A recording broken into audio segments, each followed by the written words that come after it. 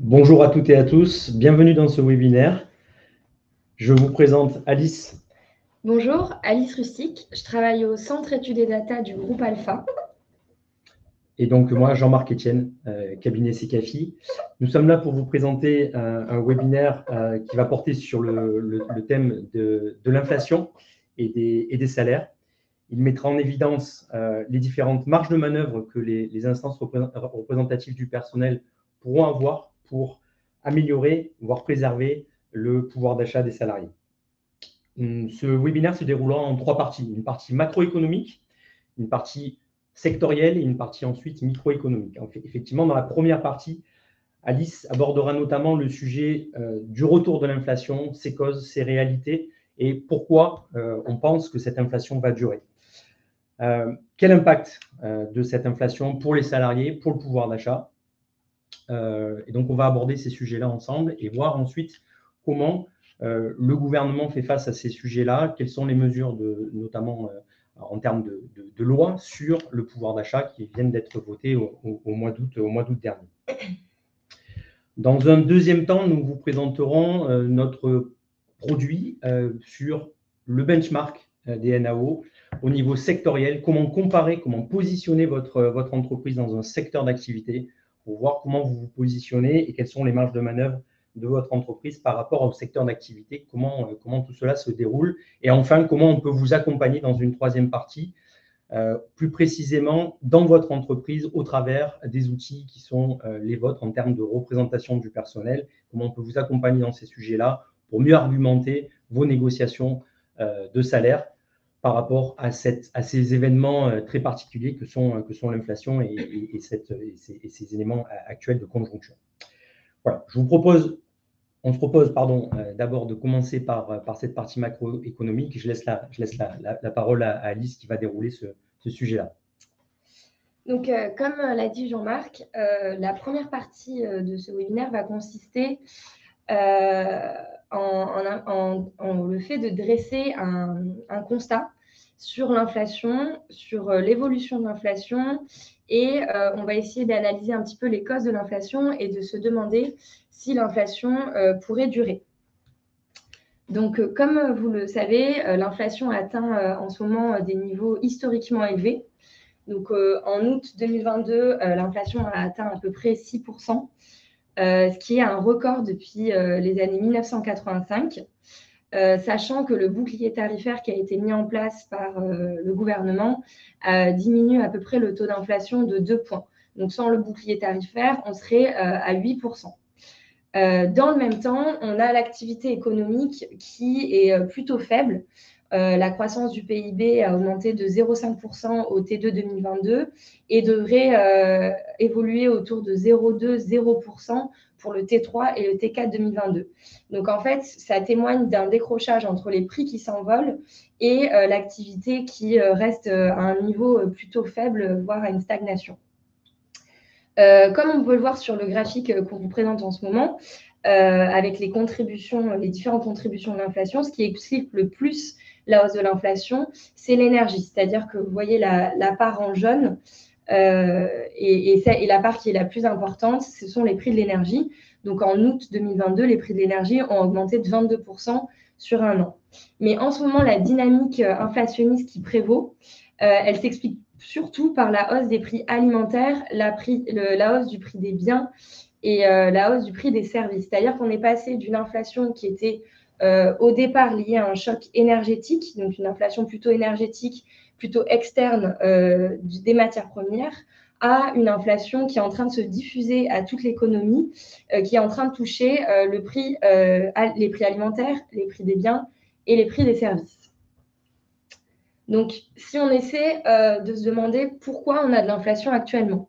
Donc, l'inflation s'explique par deux facteurs ponctuels externes qui sont la reprise économique désorganisée post-pandémie et la guerre en Ukraine. Donc, si on s'attarde sur le premier facteur, en fait, lors du déconfinement, après le déconfinement, les entreprises et les ménages ont fortement voulu acheter des biens et des services. Donc, la demande a fortement augmenté. Mais parallèlement, l'offre a eu énormément de mal à redémarrer parce qu'elle était vraiment arrêtée pendant le confinement. Donc, il y a eu un déséquilibre entre l'offre qui a explosé et la demande qui a explosé et l'offre qui est restée plutôt atone. Donc, ce déséquilibre a poussé les prix à la hausse. Ce déséquilibre a également créé des fortes perturbations, notamment sur le commerce mondial. Il y a eu des difficultés logistiques, il y a eu des pénuries, notamment pénurie de semi-conducteurs, pénurie de conteneurs pour le transport maritime, hausse du prix du transport, délai de livraison, etc. Donc, toutes ces perturbations, elles ont alimenté l'inflation. Enfin, sur ce premier facteur, on a aussi eu des soutiens budgétaires et monétaires massifs pour répondre à la crise qui ont alimenté encore ce déséquilibre entre l'offre et la demande et donc l'inflation. Si on se concentre sur le deuxième facteur, c'est la guerre en Ukraine. Donc la guerre en Ukraine, elle est venue renforcer les tensions inflationnistes parce qu'elle a entravé les exportations de deux pays qui à la base étaient des grands fournisseurs mondiaux de céréales et de métaux, donc l'Ukraine et la Russie. Donc il y a eu de fortes difficultés d'approvisionnement pour les métaux et les céréales, comme on peut voir sur le graphique. Donc là, on voit qu'en fait, en février 2022, on a le prix du nickel, du blé, de l'huile de tournesol, de l'aluminium qui ont fortement augmenté et qui diminuent depuis, mais qui restent quand même élevés. Et deuxièmement, la guerre en Ukraine, elle a surtout entraîné une forte hausse des prix énergétiques, parce que comme on le sait, la Russie est un fournisseur mondial de gaz, et donc par effet de contagion, les prix d'électricité ont explosé dans les pays européens. Pourquoi ? Parce que les pays européens ont fait le choix de d'essayer de boycotter le gaz russe, donc ont essayé de s'approvisionner sur d'autres pays. Or, ces pays avaient des ressources plutôt limitées, ce qui a poussé les prix mondiaux à la hausse. Mais l'inflation, elle s'explique par ces deux facteurs, mais elle s'explique aussi par des facteurs un peu plus structurels et de long terme, notamment la nécessité absolue d'investir dans la transition écologique, ce qui crée des nouveaux besoins, donc électrification de l'économie, des besoins en batterie, des besoins en métaux rares, des besoins en métaux aussi normaux pour l'isolation des bâtiments. Et tous ces besoins stimulent la demande et donc alimentent l'inflation. On a aussi la bonne situation du marché du travail et la réduction du chômage qui favorise une inflation plutôt structurelle. Donc là, on a une illustration sur cette slide des prix de l'énergie qui sont vraiment très élevés. Donc, on a le cours du gaz, le cours d'électricité et le cours du charbon. On a des prix très élevés, mais aussi très fluctuants. Donc maintenant, on va se demander si cette inflation qu'on vient de décrire risque de durer. Donc, on a mis en avant 5 éléments qui plaident pour une persistance de l'inflation dans les mois, voire dans les années à venir. Donc, si on reprend ces 5 éléments, on a d'abord le premier élément, c'est le fait que les chocs externes que je viens de décrire tout à l'heure, donc les difficultés post-pandémie, la désorganisation du commerce post-pandémie et la guerre en Ukraine ne sont pas terminées et sont toujours en cours. La guerre en Ukraine, l'issue est pour l'instant incertaine et est toujours en cours. Et les chocs la désorganisation post-pandémie, on a quand même une détente des difficultés d'approvisionnement, mais on a des difficultés d'approvisionnement toujours en cours et on a des coûts, notamment du commerce maritime, qui sont toujours élevés et qui devraient rester élevés. Deuxièmement, même si ces chocs arrivent à leur terme, on aura toujours un effet de second tour, notamment pour la guerre en Ukraine, parce que la guerre en Ukraine, comme je le disais tout à l'heure, a poussé les pays à prendre des décisions de long terme qui peuvent s'avérer des décisions inflationnistes, notamment la décision de se passer du gaz russe ou alors de se passer du plomb, du verre ou du bois russe. Donc, ça pousse les pays à aller chercher d'autres alternatives et donc ça alimente les prix à la hausse. Deuxième élément, l'inflation n'est pas due qu'à ces chocs externes. Comme on a vu tout à l'heure, l'inflation est aussi due à l'impératif de transition écologique, ce qui pousse, comme on a vu tout à l'heure, les prix à la hausse. On peut même parler parfois d'inflation verte. Troisièmement, comme on le voyait aussi sur le premier slide, l'inflation est en train de changer de nature. Donc, on a une base inflationniste qui s'accroît. Le phénomène devient plus large et plus durable. On était à la base que sur des prix énergétiques et maintenant, on est sur le prix des biens manufacturés et le prix des services. Quatrièmement, on arrive dans les années à venir, dans 50 ou 100 ans à un épuisement des ressources fossiles.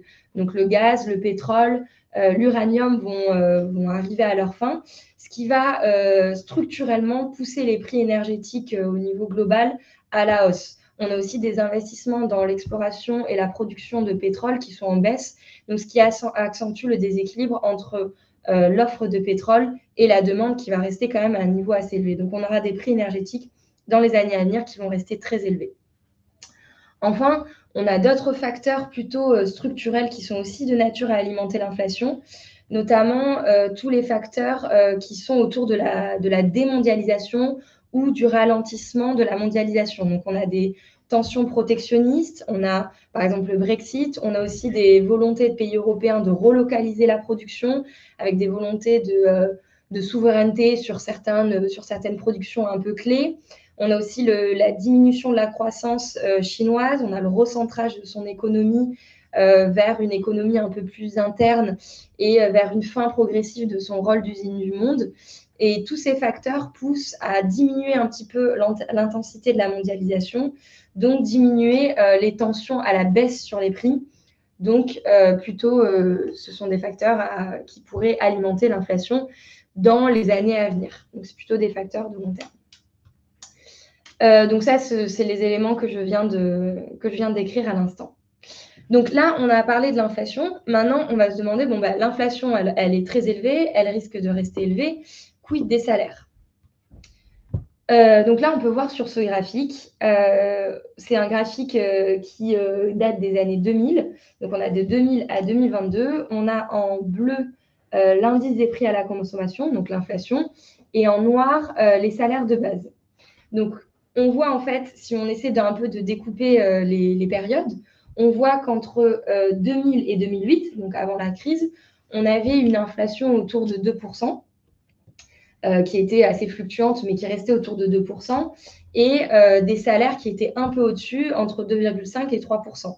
Donc sur cette période, l'économie a réussi à créer du pouvoir d'achat. Donc on avait un pouvoir d'achat qui avait une croissance positive.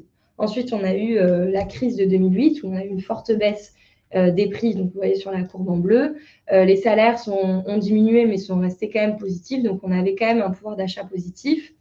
Ensuite, on a eu une longue période entre 2010 et 2017 d'inflation très basse. Donc sur cette période, les salaires ont diminué, mais l'économie, encore une fois, a réussi à créer du pouvoir d'achat parce que la croissance des salaires était plus importante que la croissance des prix. Ensuite, on a eu une petite perte de pouvoir d'achat en 2018 parce qu'on a eu une hausse ponctuelle de l'inflation.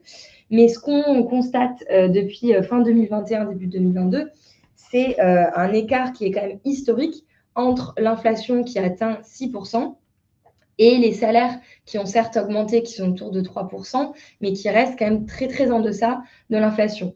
Donc, selon nous, si les salaires n'augmentent pas de façon comparable à l'inflation, l'effondrement du pouvoir d'achat pourrait persister, ce qui pourrait mener à un phénomène de stagflation. Donc, la stagflation, pour rappel, c'est un phénomène où l'inflation est très importante et où l'activité économique est très faible.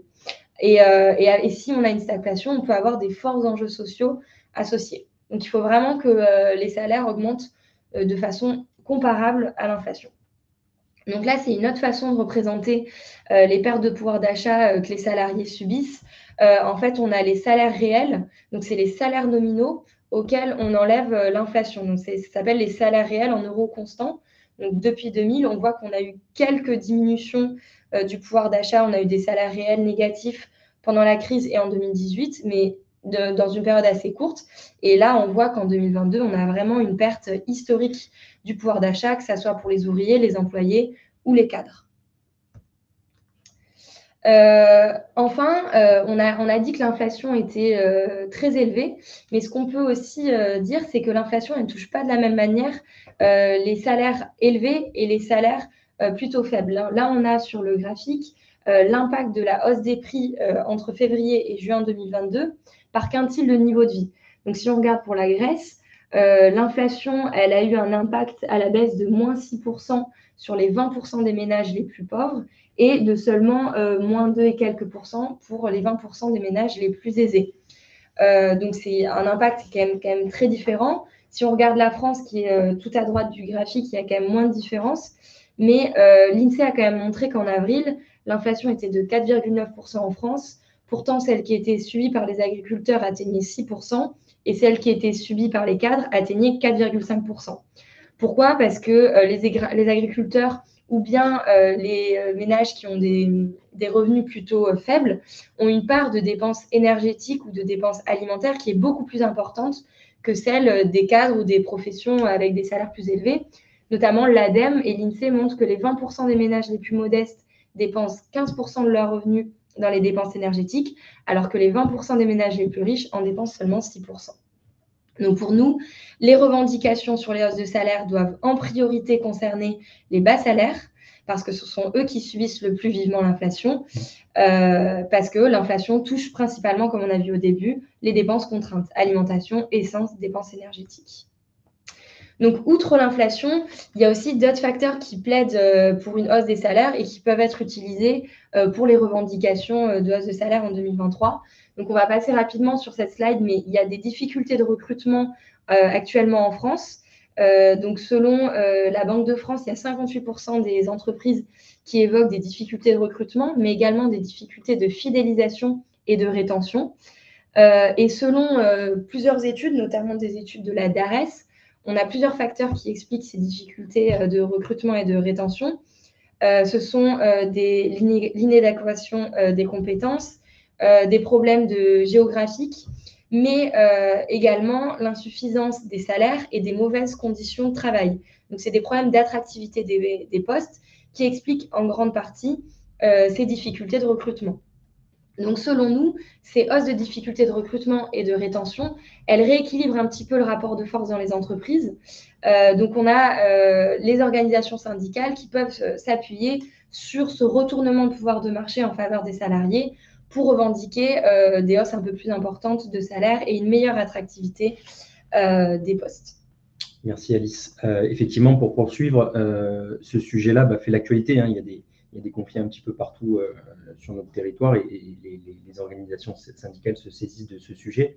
D'autant plus qu'on a cette revalorisation des bas salaires qui nous apparaît nécessaire pour éviter, en plus de tout ce que vient d'évoquer Alice, le tassement autour du SMIC.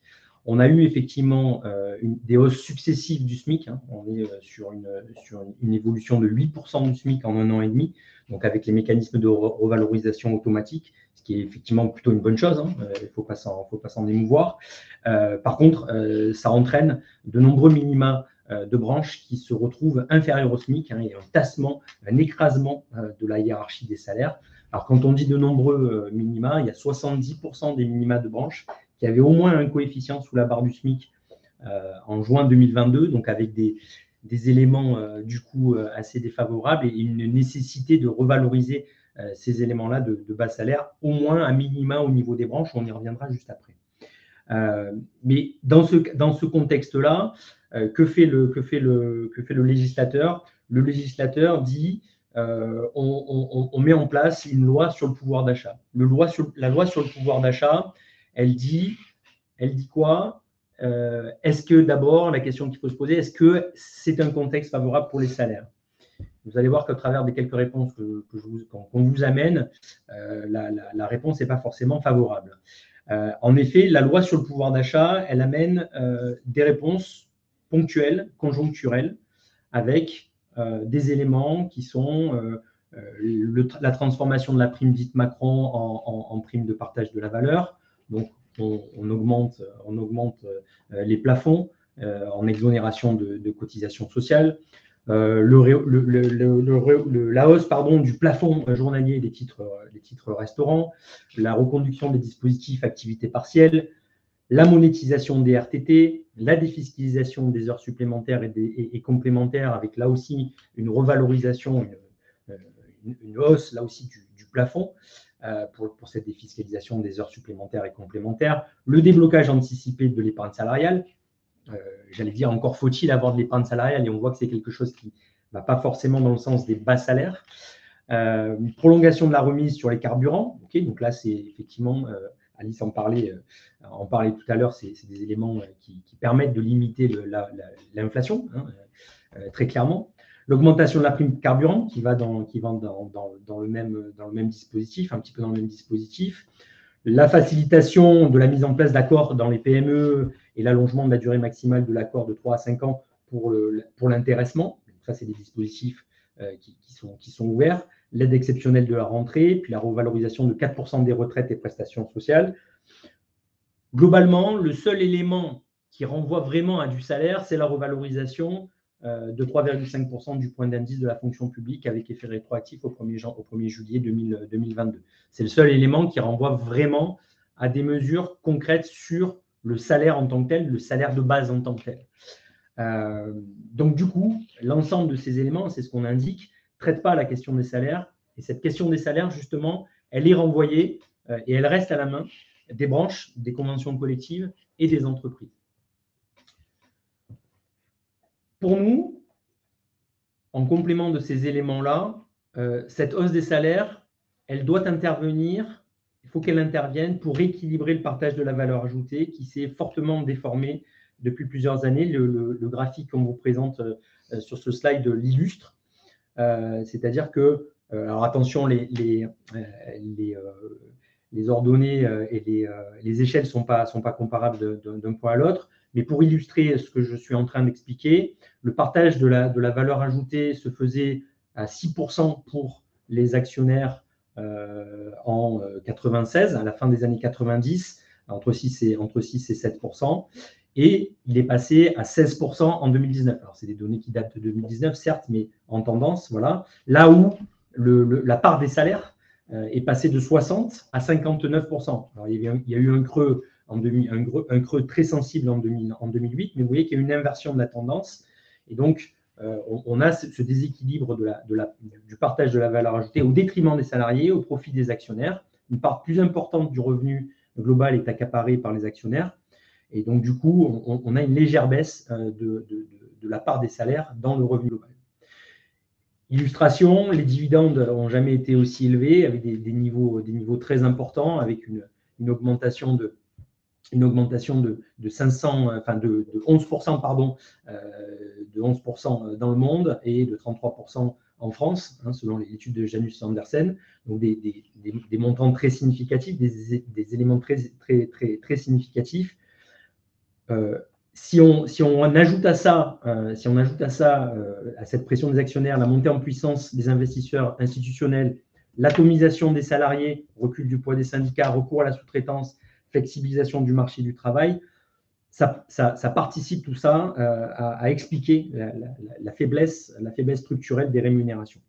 Et donc, face à ce constat-là, d'une captation grandissante de la valeur ajoutée par la structure actionnariale et de la faiblesse structurelle donc, de ces rémunérations, la question de ce partage de la valeur ajoutée ou le partage du profit généré par les entreprises doit être échangée, discutée, débattue au sein des CSE et faire partie réellement des négociations avec les organisations syndicales dans le cadre des NAO, que ce soit des NAO dits de rattrapage qu'on vit actuellement pour certaines entreprises ou des NAO de l'année prochaine. Voilà pour cet élément un peu global, très global même sur les éléments macroéconomiques.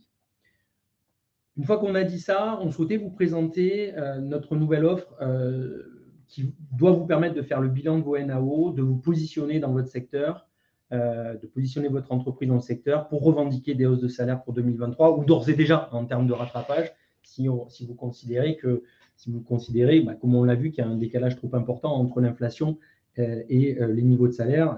Et on a vu qu'en moyenne, parce qu'il faut toujours raisonner en moyenne, on est sur un écart de 3%, 3% d'augmentation des salaires et 6% d'inflation. Donc, on a une perte de pouvoir d'achat de l'ordre de 3% si on généralise. L'intérêt, la méthodologie de l'offre NAO qu'on vous propose, c'est de se servir du bilan des NAO pour revendiquer un budget d'augmentation plus adapté en 2023. Alors, on dit plus adapté, pas forcément plus élevé. Il faut l'objectiver, donner argument par argument. Ce qu'on se propose d'abord de faire, c'est en termes de méthodologie, c'est de faire une sélection de, voilà, on a noté ici 30 ou 50, en tout cas un échantillonnage assez significatif dans le secteur de votre entreprise, avec une approche par taille d'entreprise ou une approche par code NAF.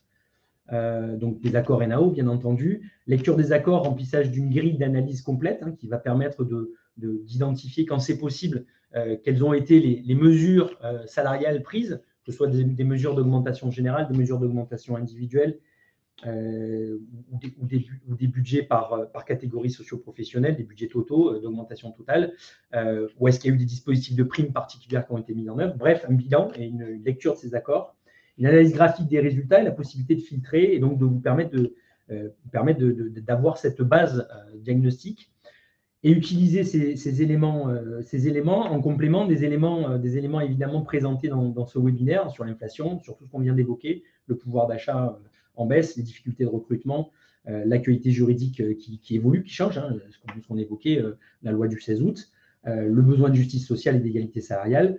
Et comment on fait ça? En positionnant justement votre entreprise dans son secteur, en comparant les salaires négociés en 2022 dans votre entreprise par rapport à ses concurrents sur les items qu'on a évoqués, qui sont les budgets d'augmentation générale, d'augmentation individuelle, totale, primes diverses et autres. Petite illustration de ce que ça peut donner. Je laisse la main à Alice qui vous présente ce que ça peut donner en termes d'illustration, tout ce que je viens de vous raconter de manière théorique. Donc, l'idée, c'est de vous montrer rapidement un exemple de notre offre NAO pour le secteur de l'aéronautique et espace défense et de vous montrer un petit peu ce que ça peut donner comme rendu si vous voulez aussi faire appel à cette offre. Donc, ce qu'on a fait, c'est qu'on a en fait, au CED, on a accès à une base de données qui reprend tous les accords d'entreprise qui ont été signés depuis 2017. Donc, c'est les accords qui sont publiés sur le site Légifrance. Et en fait, nous, on peut répertorier ces accords et on peut les trier avec plusieurs critères. Donc, par exemple, la taille d'entreprise, le code NAF, les syndicats signataires, le thème de l'accord, etc. Ce qui nous permet de faire une sélection sur mesure. Donc là, par exemple, pour cette étude, on a sélectionné 50 accords dans le secteur, dans la filière globale de l'aéronautique espace défense. Vous voyez là, par exemple, sur le graphique, on a plusieurs codes NAF et on a plusieurs tailles d'entreprises. Donc, on a décidé de prendre des entreprises à partir de 50 personnes.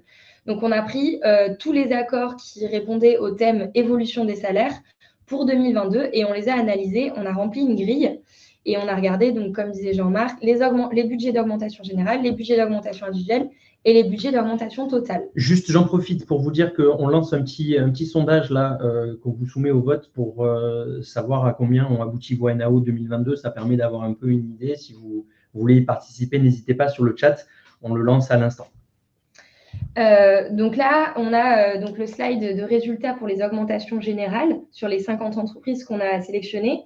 Donc, on voit qu'en fait, on a à chaque fois le minimum, le maximum, la médiane, le Q1, le Q3 et la moyenne. Et en fait, on a aussi une répartition par catégorie socio-professionnelle. On a les cadres, les ouvriers, les professions intermédiaires et autrement toutes catégories confondues. Et en fait, l'intérêt de cette étude, c'est un peu regarder ce qui s'est fait dans votre secteur et ensuite de placer votre entreprise sur ces graphiques. Donc, vous voyez en bas, il y a écrit budget moyen d'augmentation dans l'entreprise XXX. Donc, l'idée, c'est de prendre cette petite ligne pointillée rouge et ensuite de la placer sur ce graphique. Donc, est-ce qu'on était au-dessus ou en dessous de la moyenne, de la médiane dans votre secteur? Donc là, par exemple, les augmentations, elles sont autour de 2%. Les cadres sont moins concernés par les AG que les ouvriers, etc. Ça, c'est les résultats pour les augmentations individuelles. Donc, même chose, on a plus d'augmentations individuelles pour les cadres. Et l'intérêt, c'est placer votre entreprise. Et ce qui nous donne en fait un budget total, donc AG plus AI, autour de 3%. Donc, on a pareil la répartition cadre, ouvrier, etc.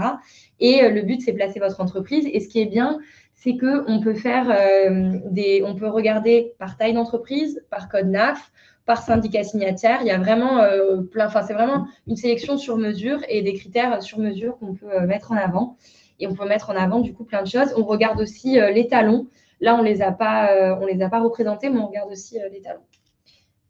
Voilà. Alors, je profite pour réagir à ce qui se passe sur le chat. Donc, merci pour tous les éléments que vous postez sur le chat. Je réponds simplement à une question, comme ça c'est fait, même si on se laissera 10 petites minutes à la fin. pour répondre à vos questions. Simplement pour vous dire qu'il y a une question qui demande où est-ce qu'on trouve les 30 à 50 accords. Ben justement, c'est le travail qu'on vous propose de faire, nous, pour vous. Donc, il faut nous solliciter et vous aurez le lien vers vers ce webinaire et à la fois la vidéo et à la fois le replay et à la fois le support qui seront sur le site internet. Alors dans l'après-midi, dans la journée ou demain ou plus tard. Donc vous pourrez nous contacter pour qu'on puisse voir ensemble comment on peut vous accompagner sur ce sujet. Voilà, je me permettais juste de répondre à cette petite question-là que j'ai vu passer parmi les nombreuses questions. Une fois qu'on a vu ces éléments macroéconomiques au niveau du secteur, comment est-ce qu'on peut vous accompagner pour mieux argumenter vos revendications lors des futurs NAO en ayant une meilleure connaissance de l'entreprise? Comment ça se passe? Tout simplement, les CSE, enfin tout simplement, les CSE ont des prérogatives et ils ont des prérogatives autour de 3 informations de consultation. Alors, en fonction des accords d'entreprise, de fonctionnement de CSE ou de CSE centraux, ça se passe au niveau des CSE ou au niveau des CSE centraux en fonction de la structuration, sur la situation économique et financière, sur la politique sociale, l'emploi et les conditions de travail, et sur les orientations stratégiques. Et face à ces 3 obligations d'information consultation, vous avez 3 blocs de négociation, dont évidemment la rémunération, le temps de travail et le partage de la valeur ajoutée, qui sont alimentés, en tout cas qui doivent être alimentés par ces informations de consultation. Et au travers de ces informations de consultation, on peut vous apporter un soutien, un appui et du conseil à la négociation. Ne pas oublier évidemment, Alice en parlait tout à l'heure, il y a la notion, et c'est le sujet du webinaire aujourd'hui, des salaires, du pouvoir d'achat en lien avec les éléments d'inflation. Mais on voit aussi qu'il y a des difficultés de recrutement et de rétention en lien aussi avec des conditions de travail dégradées. Donc, la négociation autour de la qualité de vie au travail, l'égalité professionnelle entre les hommes et les femmes notamment, fait aussi partie des sujets qui sont fondamentaux. Comment on se fait concrètement l'accompagnement à la négociation dans l'entreprise? Au travers de ces informations de consultation, le fait d'avoir recours à l'expert permet d'avoir accès à de l'information détaillée sur le modèle économique, le modèle social, les comptes de l'entreprise, donc avoir une vision globale de l'entreprise et de ses moyens.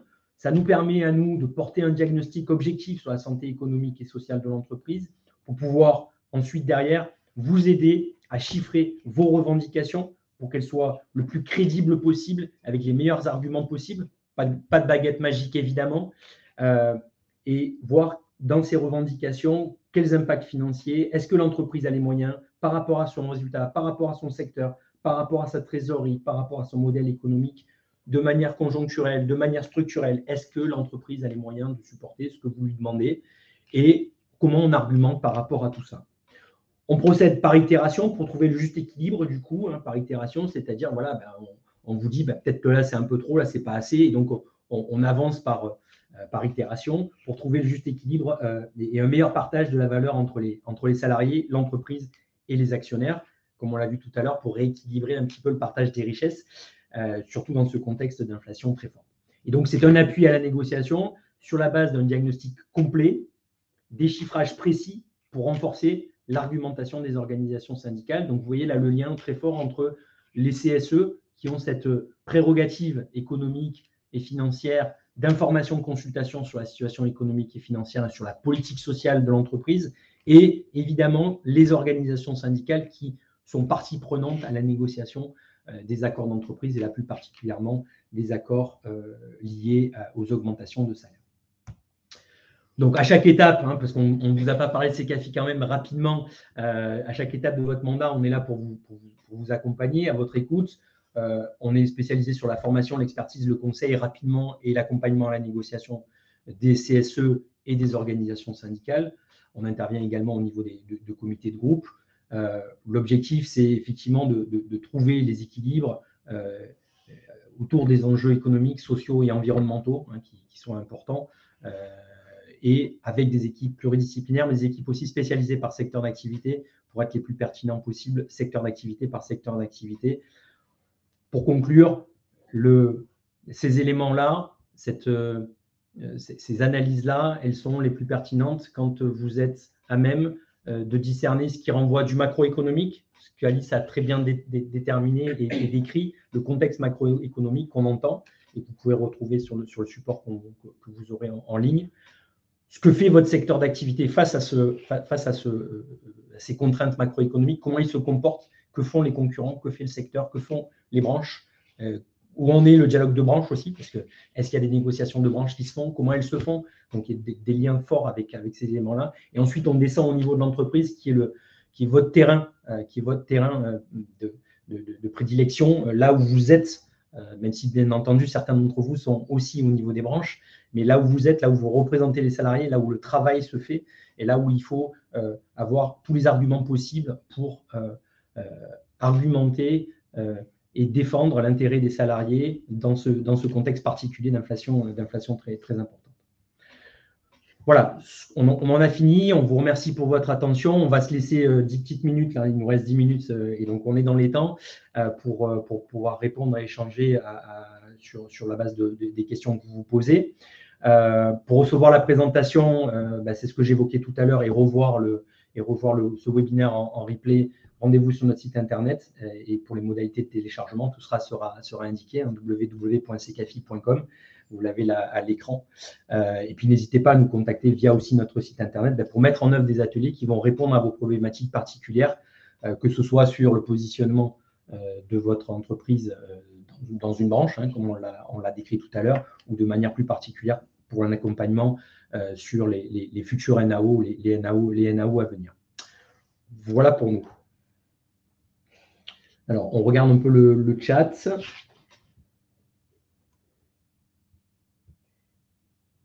N'hésitez pas.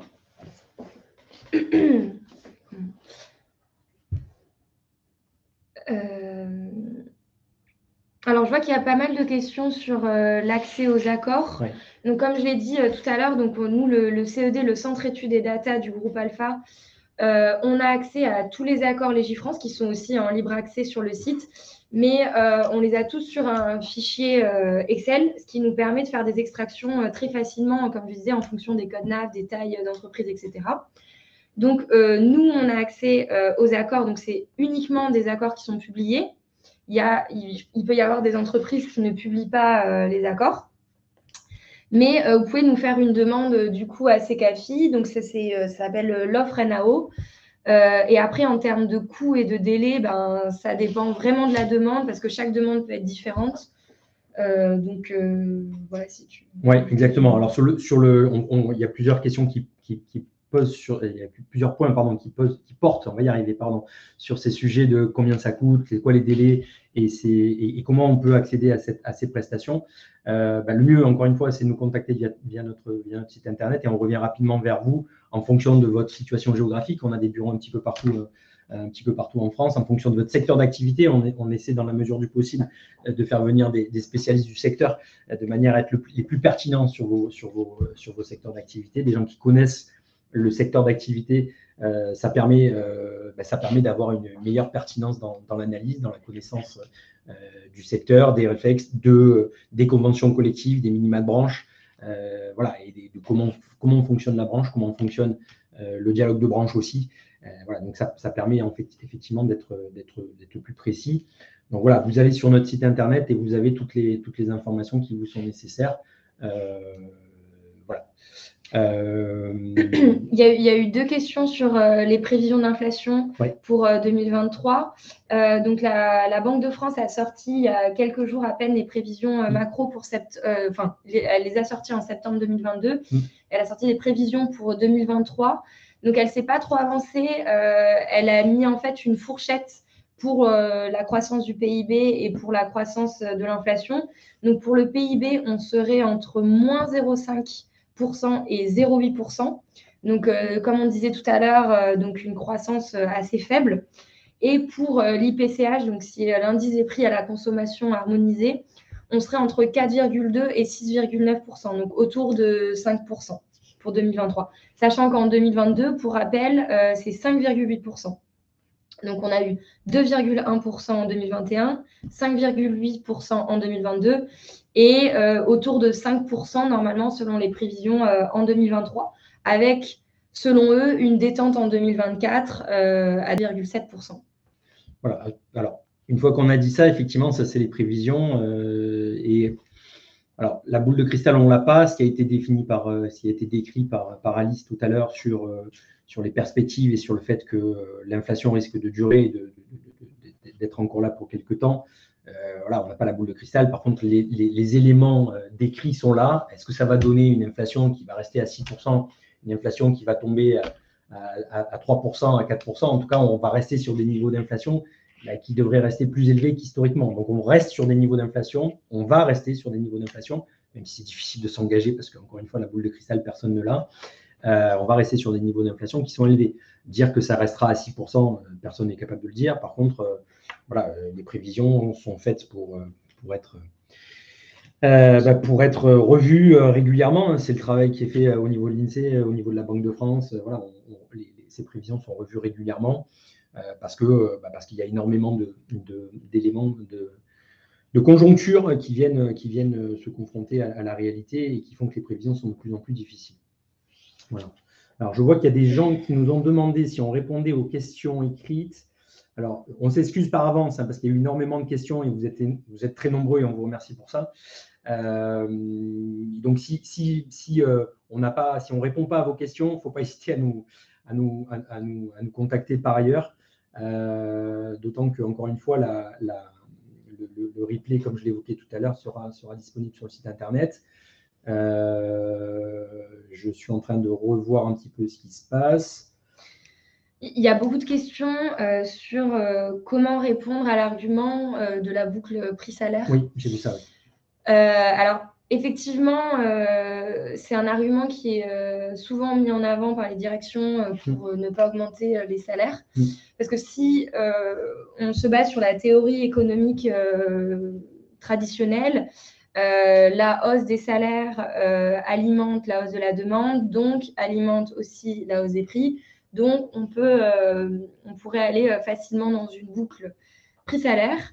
Donc, que répondre face à ça? Alors, l'État a mis en place des mesures, notamment conjoncturelles, pour bloquer les prix, notamment les prix de l'énergie, donc comme on l'a dit au début, qui ont un effet plutôt efficace, donc qui permettent de diminuer de 2% l'inflation globale.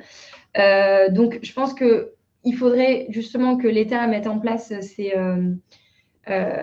blocages de prix. Mais en fait, on ne peut pas être dans une société où les salaires restent bas et les prix augmentent. Ce n'est pas possible. Au niveau social, ça va être une catastrophe. Il va y avoir de la précarité, du chômage, etc. Donc, forcément, qu'il faut augmenter les salaires pour que, notamment les bas salaires, pour pouvoir en fait vivre dignement. Et puis aussi, c'est un intérêt, enfin, il y a vraiment un intérêt pour les entreprises d'augmenter les salaires, comme on a vu tout à l'heure par rapport aux difficultés de recrutement et tout. C'est dans leur intérêt aussi à eux d'augmenter les salaires pour pouvoir recruter et pouvoir fidéliser le personnel. Alors, merci Alice. Je réponds à une question aussi qui est intéressante. Enfin, elles sont toutes intéressantes, hein, mais on essaie de trier un peu ou de hiérarchiser. Le fait de dire on a une NAO anticipée, et c'est le cas dans beaucoup d'endroits, en novembre ou décembre par rapport au NAO 2023. Il y a effectivement des groupes, des entreprises qui se sont mis sur cette logique-là, en entendant le décalage entre l'inflation et la hausse des salaires. Attention à plusieurs points sur ce sujet. Premièrement, on peut avoir des effets, effectivement, des effets négatifs, c'est-à-dire qu'il faut être bien vigilant sur le fait que si jamais en début d'année 2022, vous avez eu des négociations et que vous aviez des clauses de revoyure, il faut vraiment que ça soit des clauses de revoyure et pas de l'anticipation de NAO de 2023. Parce qu'effectivement, on a des cas, on les vit au quotidien auprès des représentants du personnel, des organisations syndicales, on a des cas où on a des situations de NAO aujourd'hui un peu exceptionnelles pour dire on rattrape le décalage de pouvoir d'achat. Et il y a quelques entreprises, quelques groupes qui disent mais c'est une avance qui est prise sur les NAO 2023.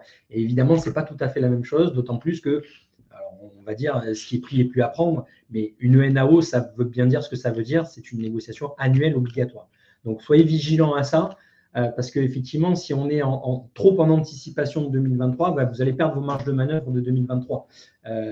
Mais d'un autre côté, c'est ça le dur équilibre à trouver, c'est qu'il y a une urgence sur l'inflation, et c'est une urgence là, actuelle, à trouver des moyens pour répondre à ce décalage, à cette perte de pouvoir d'achat immédiatement et pas attendre 2023. Donc, il y a à la fois un intérêt à négocier de manière anticipée, mais plutôt de manière en rattrapage de ce qui s'est fait sur 2022, plutôt que de manière anticipée 2023. Voilà sur ce sujet-là. Il y a aussi des questions sur le graphique page 17 sur la part des actionnaires dans le revenu global. Oui. Il y a eu 2 questions ou 3, je crois. Donc, en fait, pour vous expliquer numérateur et dénominateur, donc, pour la part des actionnaires dans le revenu global, c'est les dividendes versés par les SNF, les sociétés non financières, divisés par la valeur ajoutée. Pour la part des salaires dans le revenu global, c'est les salaires versés sur la valeur ajoutée. Pour des données, en fait, il y a 2 gros types de données sur ce thème. Il y a les données de la Banque de France et les données de l'INSEE, qui sont à peu près semblables. Donc, il suffit en fait d'aller sur la base FIBEN pour la Banque de France. Et pour l'INSEE, c'est les comptes nationaux. Vous allez trouver les dividendes versés, la valeur ajoutée, même par secteur. Aussi, on peut faire aussi au CED des études sur la répartition de la valeur ajoutée dans vos secteurs. C'est quelque chose qu'on peut faire conjointement à l'offre NAO dont on parlait tout à l'heure. Voilà. Alors, il est 10h15, on arrive au terme de ce webinaire. On sait qu'on n'a pas forcément répondu à toutes les questions, on s'en excuse. En espérant avoir répondu au maximum à ce qu'on pouvait répondre, n'hésitez pas à revenir vers nous si besoin. On vous remercie toutes et tous pour votre participation, nombreuses et nombreuses, et on vous dit à bientôt pour un nouveau webinaire sur d'autres thématiques et à bientôt pour vous accompagner sur ces sujets-là. Bonne journée à toutes et à tous. Merci, au revoir. Bonne journée, au revoir.